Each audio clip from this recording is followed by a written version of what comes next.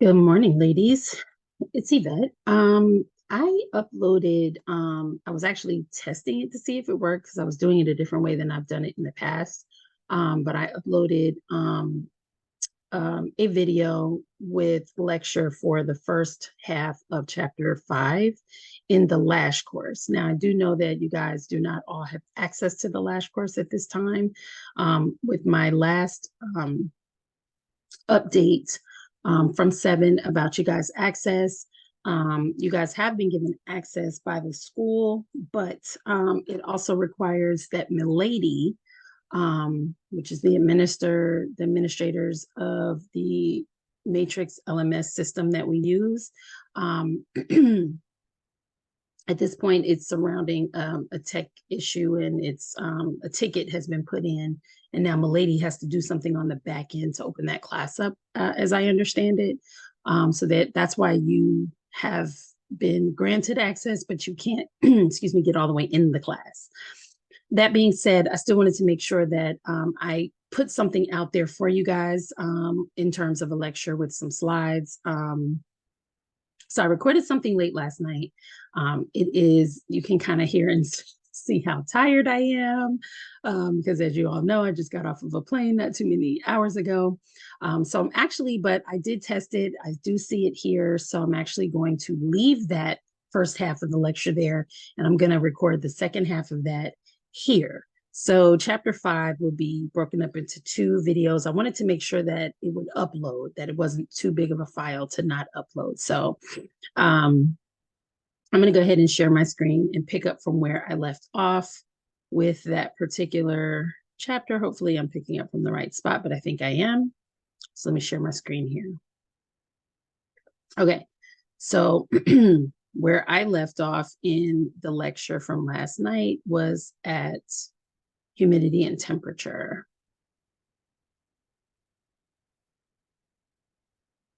So I'm just scrolling back to that point over here in the lecture here. So we're talking about lashes. This is part 2. This is part 2 of the lecture on chapter 5. So if you are seeing this one first, stop this video, go back and look at the other video where I'm in my LSI scrub top. That is part 1 of this lecture. This video is part 2. So I'm picking up halfway through the lecture, halfway through the chapter at this point. So I want to make sure that's clear. So we're talking right now about humidity and temperature. We were just finished talking about drying versus curing and the difference between what drying and curing look like for your lash adhesive. So now this is the next slide from that, which is talking about humidity and temperature. So humidity and temperature are important factors when you're talking about the dry time of lash extensions. And you want to think about these because they can affect your lash retention. So humidity, which is the amount of moisture that's in the air, affects how quickly the cyanoacrylate in the adhesive cures. Okay. Whereas temperature affects the viscosity and therefore drying time of the adhesive. What is viscosity? Viscosity is the thickness of a liquid, how watery or how thick or syrupy it is. That is viscosity. So the more viscous a fluid is, the thicker it is. The less viscous a liquid is, the more watery or thin it is. Okay. So temperature affects viscosity. Okay. So if it's a high temperature, it's going to keep things a little bit more watery. And if it is a high humidity, it's going to cause the cyanoacrylate in the adhesive to cure more slowly, right? Cyanoacrylate in adhesive cures too quickly from high amounts of moisture in the air.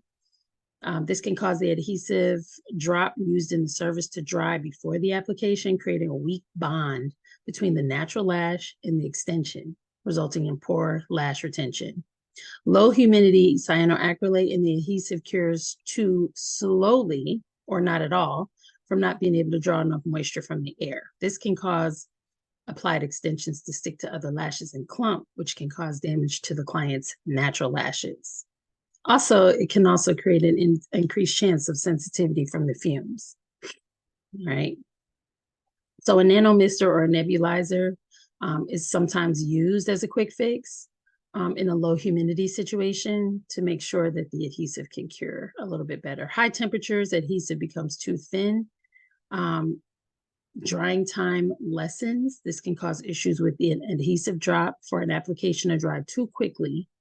If it dries too quickly, it's going to have low retention. Um, if it's a low temperature, the adhesive may become too thick and the drying time takes too long, and that can cause issues with applying extensions, with applied extensions sticking to other lashes and clumping. Okay. So you want to ensure an ideal humidity level in your salon by investing in a hygrometer. Hygrometer is a tool to measure humidity. So if you're doing lashes, you want to be aware of the humidity in your suite or in your salon, wherever you're doing that service. A dehumidifier is a device used to reduce and maintain humidity levels, or a humidifier, a device to increase and maintain humidity levels. If you're in a very dry environment, you may need a humidifier to get the moisture up. If it's very damp in your area, you may need a dehumidifier. In my spa in Fayetteville, for some reason, it was very humid in my spa all the time. So we had to be very careful because sometimes we would come in there, especially after a heavy rain outside. We had a lot of foliage and trees by my spa.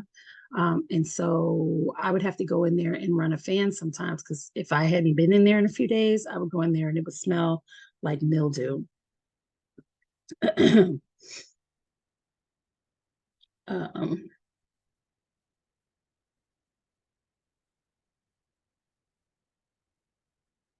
1 second. Alrighty. Clients should avoid hot and humid temperatures outside and inside buildings within the first 24 hours after getting their lash extensions. They need to be careful of the temperatures and the humidity that they're around. Examples are cooking over a hot stove or taking a hot bath. They have to be careful with that in the first 24 hours after getting those extensions applied, or else they're going to have problems with lash retention. The ideal humidity level of the area you're working in should be between 40 and 60%. Humidity should be between 40 and 60%. Temperature should be at about 70 degrees Fahrenheit. It's about 21 degrees Celsius. I don't think anything that we use today measures Celsius in this country. But if you're not in this country, you may be using metric measurements and Celsius temperature measurements. So that would be 21 degrees Celsius. So 70 degrees, room temperature is 72 degrees Fahrenheit, but your humidity needs to be at 40 to 60%. Okay. Storage. Adhesive should be stored upright in a dark, cool place. Most manufacturers recommend putting your lash adhesive in a refrigerator before opening, but once it's open, it is not recommended to stay in the fridge because it causes the chemicals in the glue to clump inside the bottle. So in a refrigerator before opening, not in a refrigerator after opening. Bottle of adhesive should be replaced after 4 to 5 weeks, but always follow that manufacturer's suggested shelf life. If it's starting to look cloudy or stringy, it's best to toss it out and open a new bottle. Always check those manufacturer requirements and follow what they say. All right, temporary lash adhesive. So temporary eyelashes such as strip or cluster lashes requires a latex-based adhesive to adhere to the natural lash line. Some clients, and you learn this kind of in the medical field, are allergic to latex. You have to find out if you are dealing with a latex allergy, or you're going to cause a lot of problems. Some people, if you even touch them with latex gloves in a medical setting, you touch them one time and their skin reacts to where you touch them. So can you imagine having a latex allergy and having an adhesive put on a strip and put on your lash line? Very bad. So when in doubt, give the client an allergy patch test by putting a drop of adhesive behind the ear or the crook of the elbow or behind the knee. Most places, most things having to do with our face, when we're trying to patch test a certain chemical or a certain product, we always talk about patch testing behind the ear, so that we can take a look at it without it affecting the appearance of the client's face. Alternatively, attach a single individual eyelash to the base of the eyelash, being sure not to attach it to the skin. If there's no reaction in 24 hours, proceed with the application.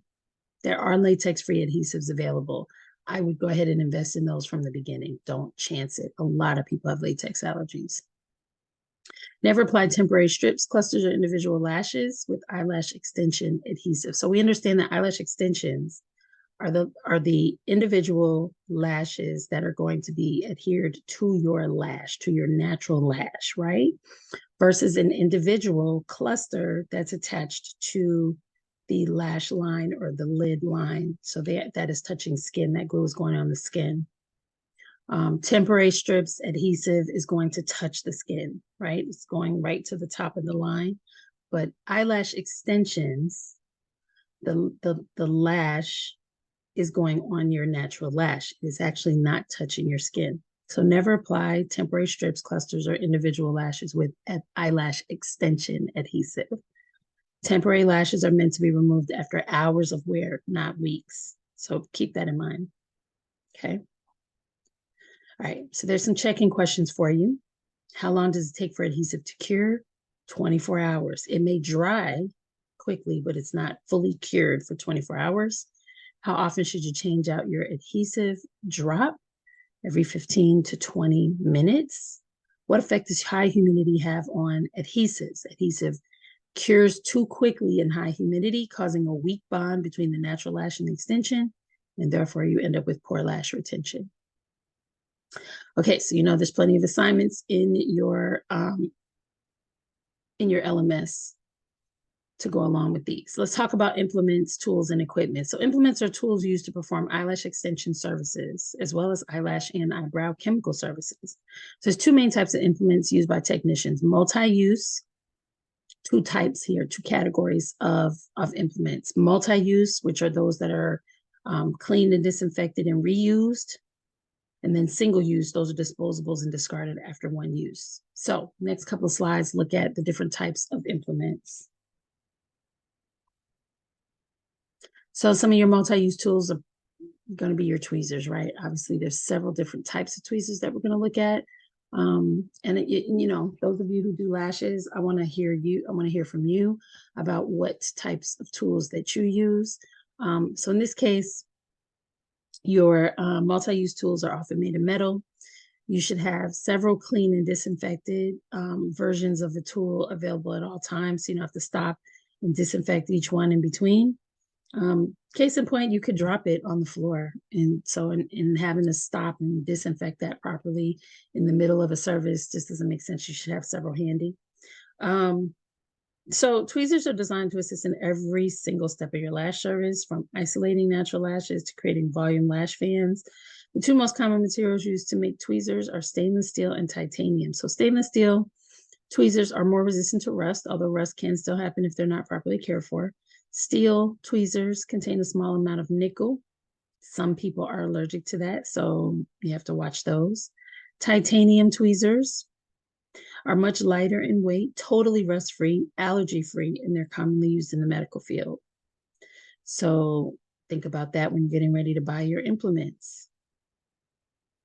It is possible that a reaction can occur from stainless steel tweezers, so avoid directly contacting the client's skin with your tweezers. Okay, so there's different types of tweezers here.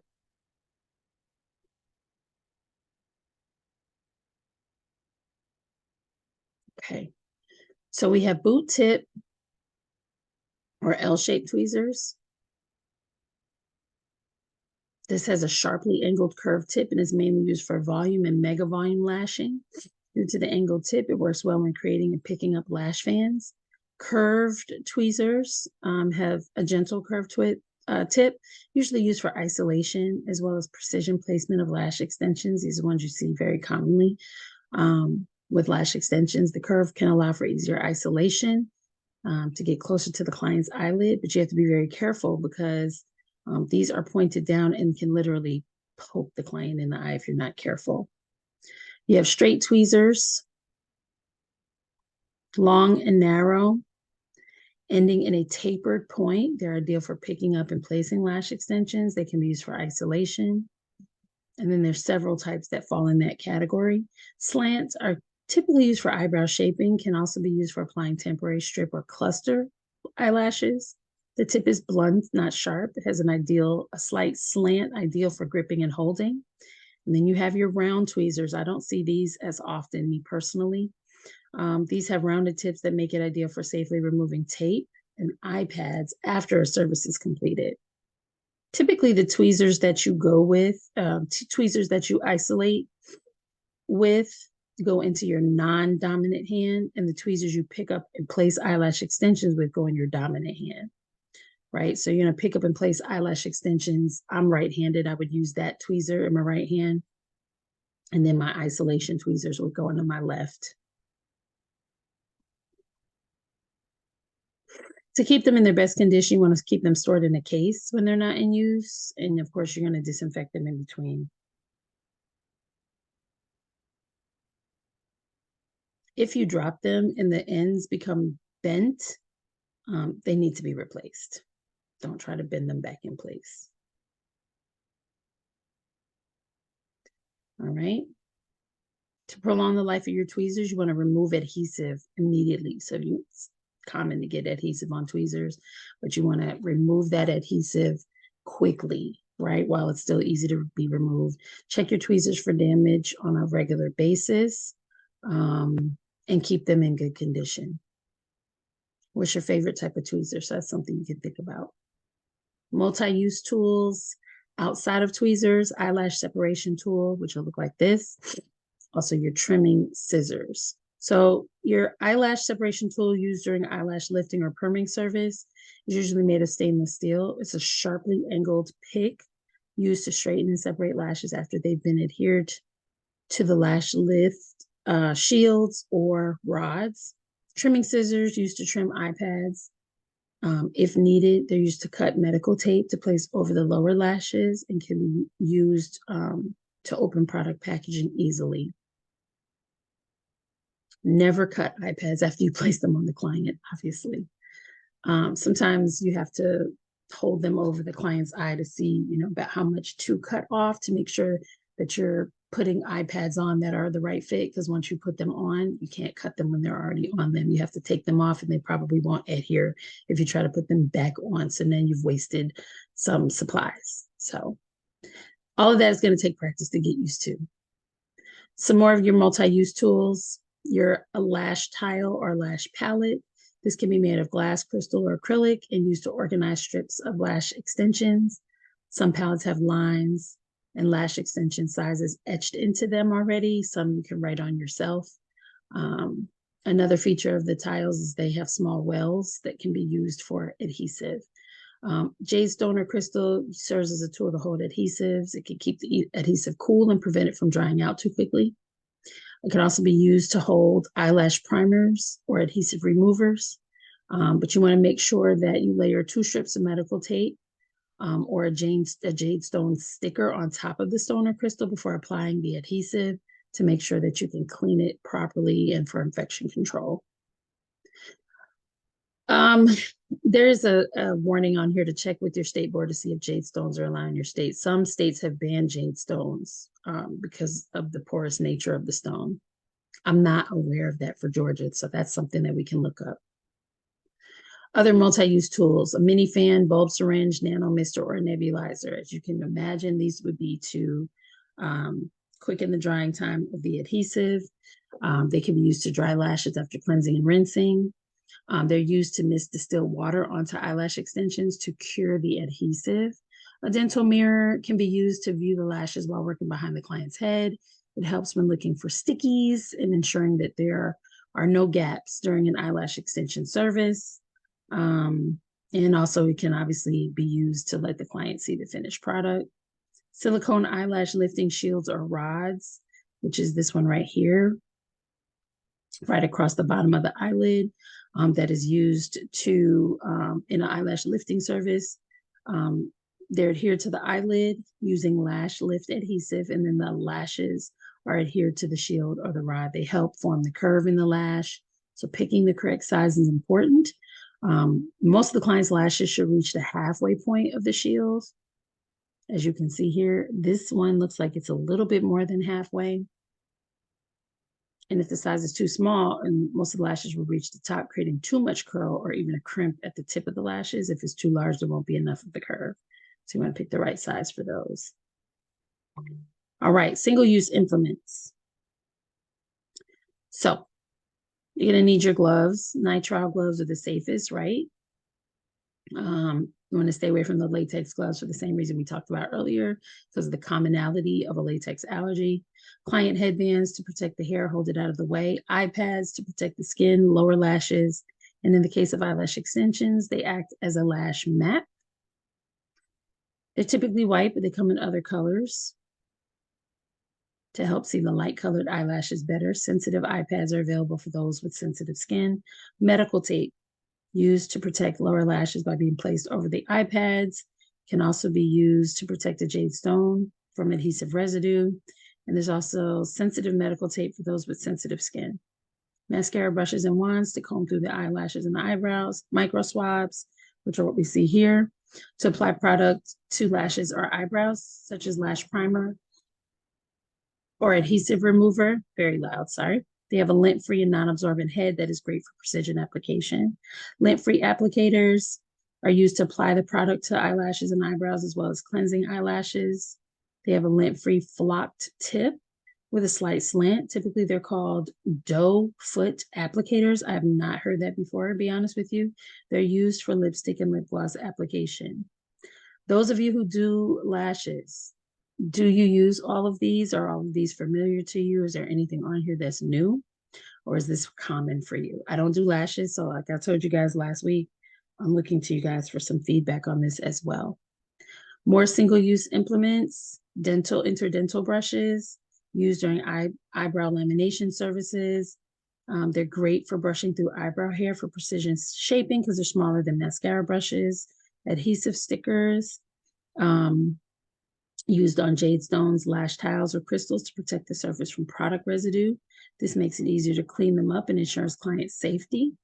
Glue rings and glue caps worn on the finger to act as holders for adhesive while performing eyelash services. Some glue rings even have removable cups. Eyelash cleansing brushes can be given to clients as an aftercare tool. Should never be reused by another client.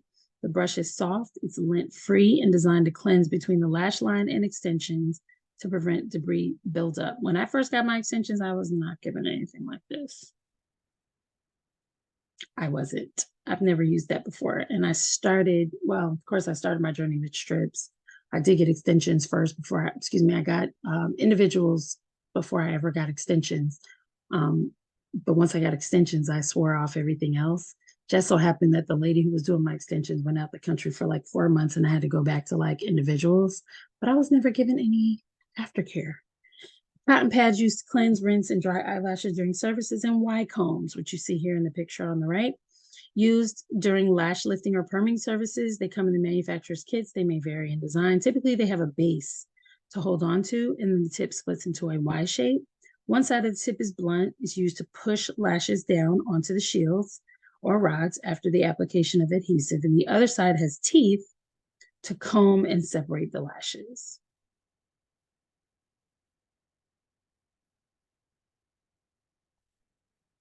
Okay, equipment. Obviously, you're gonna need your table, and it mentions a hydraulic table so that it's adjustable. Your chair, technician's chair, ergonomically comfortable, durable, stain-resistant, and easily clean chair for you to sit on. You ideally want to have wheels on it for maneuverability and hydraulics for height adjustment. Some may have a back, some don't. A lash cart or trolley, you need a cart to hold your products. As estheticians, you need a cart anyway, just because we're very heavily product-based and we need some place for our products to be close by in our reach. Adjustable light or magnifying. Most times we're going to have a mag light anyway as an esthetician. And you want to have, or you can have the magnifying glasses with the light attachment. Autoclave, we'll need that in addition to disinfecting some states require. All your multi-use metal implements to be sterilized. So I'm sure we're going to talk a little bit more about that. Trash container, obviously you need a foot-operated self-closing lid that should be right next to your lashing station. Line it with a disposable trash bag, close it when not in use, empty it at the end of the day, disinfect it often. All right. When we get on campus, we'll practice setting up our stations. All right, so checking questions. What's the difference between single-use implements and multi-use tools? Clearly, single use, we get rid of those. They need to be used once and they're thrown away. Multi-use can be used multiple times, but they need to be properly disinfected. Which tweezers are best for creating and picking up lash fans and why? Boot, tip, or L-shaped tweezers because of the angles. Are eyelash cleansing brushes single use or multi-use implements? Eyelash cleansing brushes are single use. They can be given to clients as an aftercare tool. They should never be reused. Okay.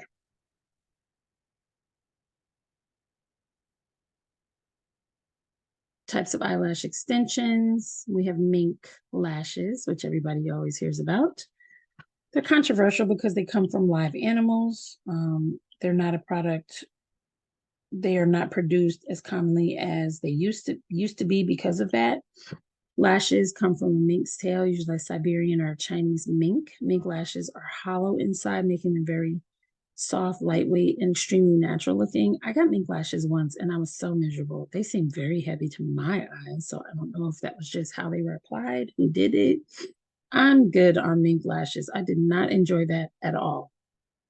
Mink lashes are often referred to as luxury lashes. Typically, all mink full sets cost between $300 and $500. They don't come curled, so they must be permed or curled with heat. If you choose to curl with heat instead of perm, they will have to keep curling them at home because they'll lose their curl whenever they get wet. Mink lashes come in a more matte or satin finish. They're prone to causing reactions and allergies because they come from an animal. Faux mink, man-made fibers that imitate mink lashes. No animals used in the production. They retain the light weight of the mink fur, and unlike faux mink lashes have a permanent curl. They don't need to be curled. Silk. It's typically synthetic silk fiber, not actually natural silkworm silk. Technology is always advancing, so manufacturers are now creating silk lashes that are finer and more natural looking than ever before. These are comparable to mink lashes without the allergy risk. Silk lashes typically have a more natural look, but they can come in different diameters, so you can get a more dramatic appearance with a thicker lash. Silk lashes do hold their curl, even if the curl is not generally as uniform as synthetic. These lashes are shinier, but they vary brand to brand. They're more versatile and they come in different colors, finishes, curls, and lengths. Synthetic lashes are widely used. They're the most common type of lashes. Synthetic lashes don't necessarily mean low quality. It just means that they're made from polished acrylic material, which makes them firmer and sturdier. They have a glossy finish. They're shinier than mink and silk lashes. They're darker and thicker because of their tapered design, and they come in a wide variety of thicknesses, curls, and colors. Synthetic lashes at a thicker diameter will give you the most dramatic effect, but they feel stiffer and they fall off quicker, right? Long-term use of synthetic lashes can also cause damage to the natural lashes, which is what I'm going through right now. That's why I'm on a break from my individual lashes because I've been using synthetic lashes. They've been very hard on my natural lashes, and I have to give my lid line and my lashes a break, which I think I look crazy, but it's okay. Different curls. And this is in table 5.1 in your book. If you have a client with straight lashes, J curls and B curls will work to create a more natural lift. C and D curls create a more open eye, dramatic look, and L curls have a flat base that can be applied to monolid and hooded eyes to create lift. Monolid and hooded eyes are the eyes that you see in Asian ethnicities. And then we have diameter and length, right? So in length, eyelash length varies, width from 0.05 millimeters to 0.25 millimeters. You want to select extensions that are the same diameter as the client's natural lash. If they want a more dramatic look, use extensions that are only slightly thicker, or else it's not going to look natural at all. Eyelash extension lengths range from 5 millimeters to 18 millimeters. The longer the extension, the more dramatic the look. Don't go beyond 2 to 3 millimeters longer than the client's natural lash length. Again, you'll create a look that is not very natural. So be aware that as the width and the length of extension increases, so does the weight of the lash. So the client's natural lash needs to be able to support the weight of the extensions that are used. All right, so keep that in mind when you're creating like volume lashes. Okay, checking questions. Which type of lash has the highest risk for allergic reaction? It's going to be the mink, natural mink, because of the animal fur.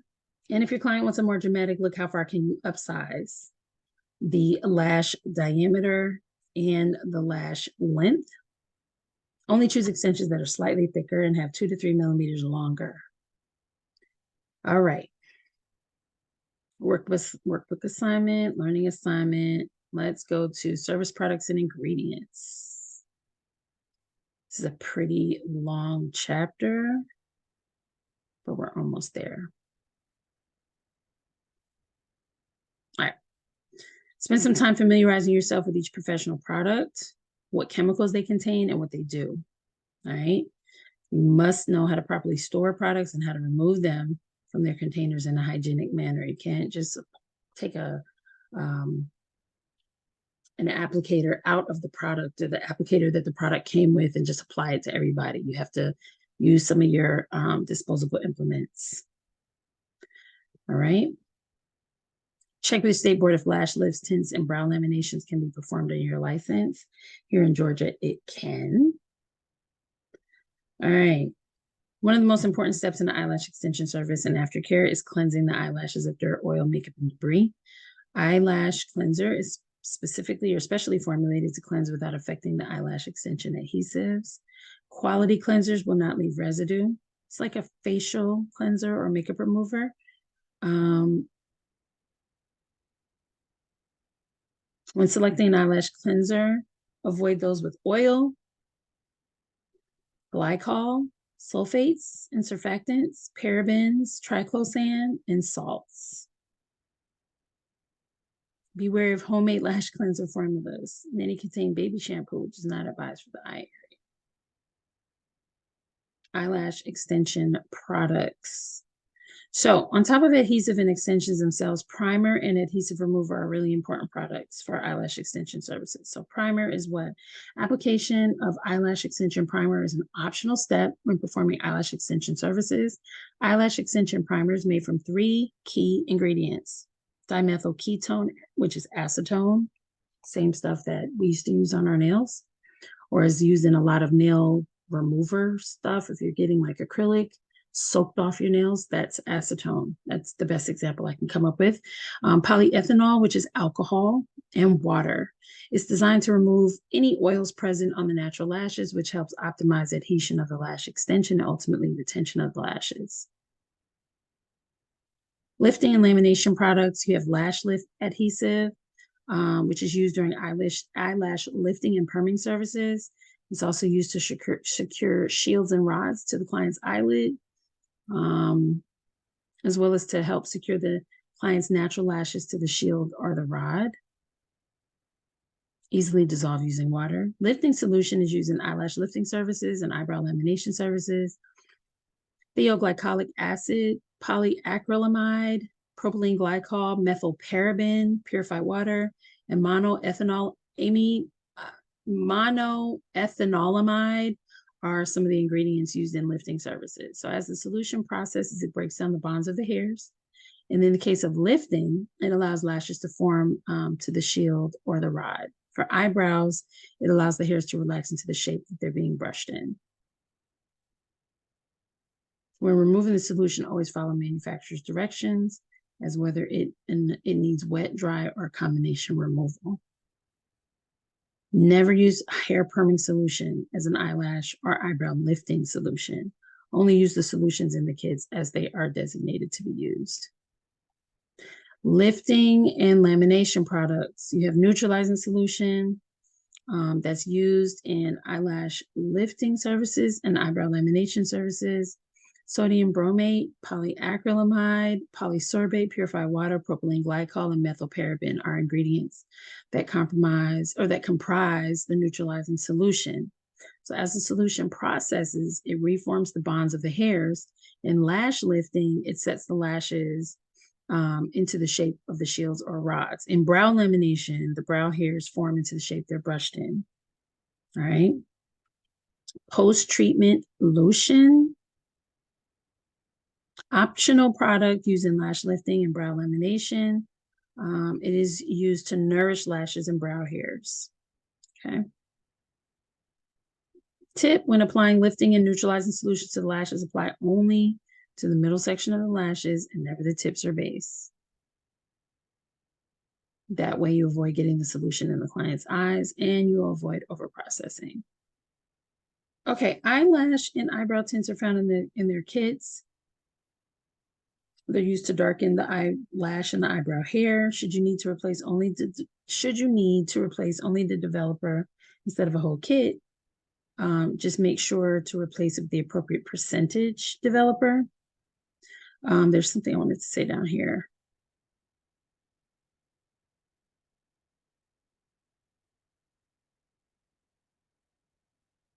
Okay. Some tints contain a synthetic coal tar. The main ingredient for eyelash lifting formula is phenylene diamine, PPD, a chemical chosen because it can be washed without running. It's a chemical found in temporary tattoos, printing ink, and in some gases. It requires oxygen to activate, so hydrogen peroxide is added during processing. When the two mix, the solution begins to oxidize because of those extra oxygen atoms. If at any time during the service the client complains of irritating, itching, or burning sensations, the tint must be removed immediately. Flushing the eyes with cold or tepid water is recommended. Severe reactions can appear as red, swollen, and sometimes blistered skin, so you have to be very careful. All right. What is it called when a chemical changes because of the addition of oxygen? Oxidation. What does lifting solution do? What does lifting solution do as it processes? It breaks down the bonds of the hairs. And how is eyelash cleanser unlike regular facial cleanser or makeup remover? Cleanser will not strip the lashes of too much moisture or leave a film. Okay. So we won't get into this because obviously the video is probably long enough. So summary and review. That's basically the end of this chapter here. The important step of choosing the right tools for the job may seem daunting, but as you go through all of these eyelash tools, products, and ingredients, you'll notice that they all do very specific things. Eyelash tinting needs its own adhesive and products for lifting, neutralizing, tinting, post-treatment, on top of all the single and multi-use implements that you're going to do across different services. But as you get used to performing them, you'll naturally become more familiar with the tools and the products. And of course, remember there's 5 types of tweezers. So we spent some time in the chapter discussing eyelash extension selections. Eyelash extensions can come in a wide variety of materials, and addition to the most common synthetic. Eyelash extensions come in a variety of materials in addition to the most common synthetic, right? And they vary in the amount of curl, diameter, and length. We also learned about adhesive ingredients, the difference between drying and curing, the impact of humidity and temperature. And so you'll need all this information if you decide to go into like lash services. What is your experience with eyelash enhancements? Did you go to a salon? Do you do your own? Do you strip individual? Have you ever had your eyelashes tinted or perm? What totally new implement or piece of equipment did you learn about in this chapter? I'll share the answers to my question. And I've talked about this just a little bit. I started off my lash journey with strips. I got extensions, I got individuals before I ever got extensions. Once I got extensions, I fell in love and I said, this is it. I'm only going to do this. And then my lash lady went out the country for 4 months and I never found anybody who could kind of take her place. So I started going back to individuals. I discovered brown lashes to go with my red hair and I kind of fell in love with the look. But my individuals have kind of damaged my natural lashes. I really do want to get back to extensions. So I'm taking a break from my individuals to allow my natural lashes to grow back to an acceptable length so I can go back to extensions. So in the process, I'm using strips when I need the look. And I'm right now using magnetic. So I have the the eyeliner that has the magnetic in it. And I have some magnetic strips that work just fine for now. And for me, I was not familiar with the many different types of tweezers. So that's what I learned in going through this as well. So that's all we have for right now. Those are the learning objectives that we went over. This was chapter 5. I will be continuing to record some additional lectures. So next up for Wednesday is going to be chapter 7. I will go back because I was traveling this weekend. It was difficult for me to record while out of town. So I will go back and record at least the lecture for the anatomy and physiology of lashes, at least that one. If I can do something for the business chapter and the introductory chapter, I will, but I will at least go back and record that one for sure. So this was chapter 5 for today. I will hop on with you guys, but I wanted to post these so you have them. And then if you still do not have access to the lash course, I will make sure that you have extra time to get your portals done. So there's that for that. Next up for Wednesday is going to be chapter 7. I don't see there any reason why I will not be on live with you guys for them. I am about to hit the road, so I wanted to record this so that you have something to look at. Again, I'll hop on briefly, but I'm going to direct you to this recording. If you have any questions, as always, let me know. My number is 470-818-5627, as you all know. Keep me posted on your progress, and I will see you guys on Wednesday.